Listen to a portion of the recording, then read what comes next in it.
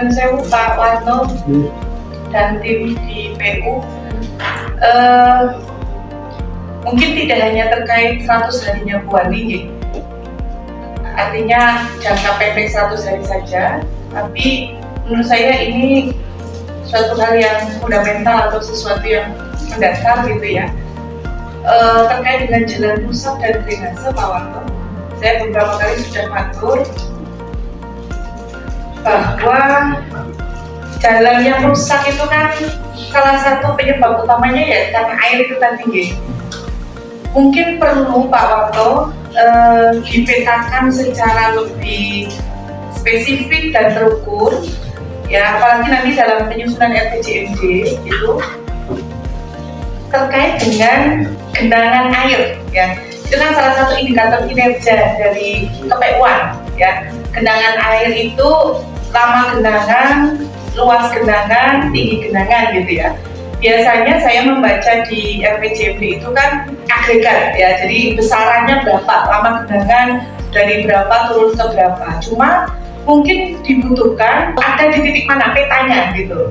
Jadi genangan yang masih bertahan di Kota Semarang itu petanya ada di mana saja dengan ukuran yang lebih spesifik. Artinya misalnya di wilayah saya nih Tembalang karena terkait dengan drainase sistem air di anak Sungai Babon misalnya, itu yang masih menggenang, luas genangannya berapa, tadi saya lihat ada di perbaikan drainase wilayah aspal itu ya.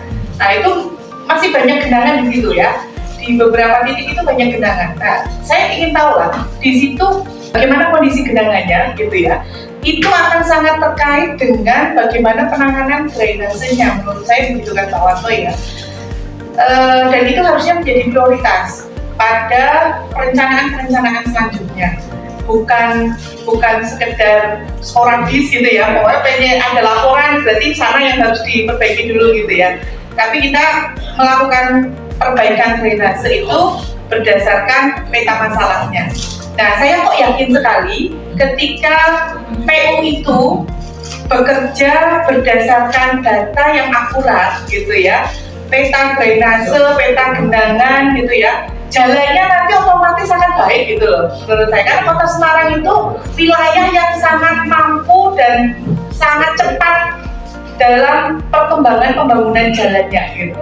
Tapi kan persoalannya yang dipersoalkan teman-teman dari tadi kaitannya program 100 hari itu kan jalan-jalan yang rusak karena air itu tadi loh Pak, maksud saya ya. Jadi harapannya sih ini persoalan drainase yang berefek kepada genangan yang kemudian di akhirnya adalah kerusakan jalan, ini bisa direncanakan secara spesifik dan measurable gitu, spesifik dan terukur gitu. Nah, bolehkah saya meminta ke depannya data tentang itu gitu.